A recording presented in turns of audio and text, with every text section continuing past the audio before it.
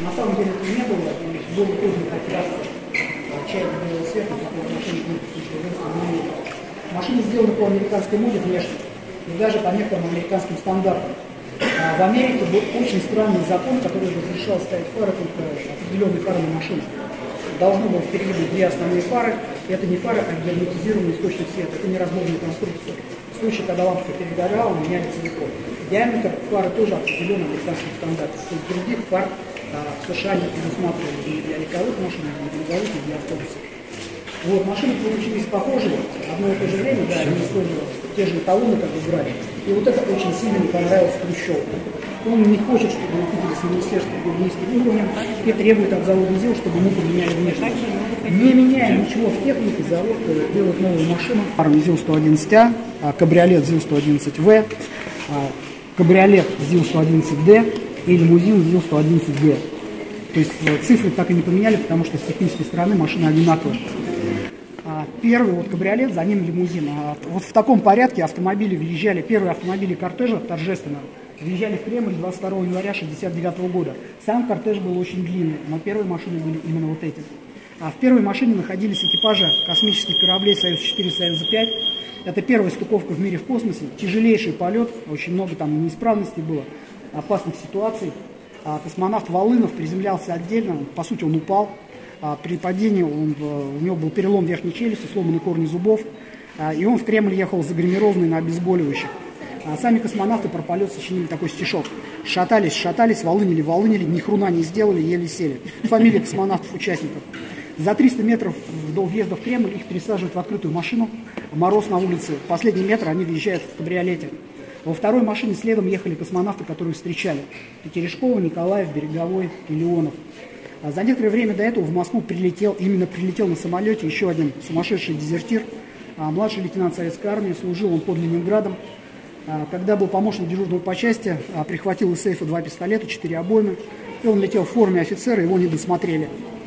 В Москве у него жил родной дядя, сотрудник милиции, он остановился у него, украл у него форму, переоделся, и вооруженный приехал к Боровицким воротам Кремля, то есть вход на территорию Кремля был свободный. И если лидеров союзных государств встречали как бы добровольно-принудительно, то есть, москвичам обещали отгулы, там еще что-то, и выстраивали до Ленинского, то на космонавтов на встрече приходили люди добровольно, ждали их по несколько часов и на морозе, и под дождь, в любых условиях, чтобы только краем глаза посмотреть на них. Там, где уже собралась толпа, там было милицейское оцепление, чтобы люди не выбегали на дорогу. Если посмотрите хронику, она сохранилась с встречи Гагарина, то там видно, как люди подбегают к машине, цветы туда забрасывают. То есть, это опасно. Между мотоциклистами они вот так вот бегали. Вот, первая машина эскортировалась с почетным эскортом. Когда вторая машина поравнялась с дезертиром, он думал, что был убежден, что Брежнев во второй машине, вот такая информация, все, что он смог как бы с торжественной встречи найти. Он обнажил оружие и обстрелял машину с 2 рук. 11 раз он попал в автомобиль, шофер гона Илья Ефимович Жарков через 8 дней от полученного ранения умер. Вот, космонавтов в основном стеклами посекло, Леонова он шинель прострелил. Первый на ситуацию среагировал мотоциклист почетного эскорта Василий Ачесть Зацепилов. Я точно знаю место его в эскорте. Это было самое неудобное место, чтобы заметить стрелка, наверное.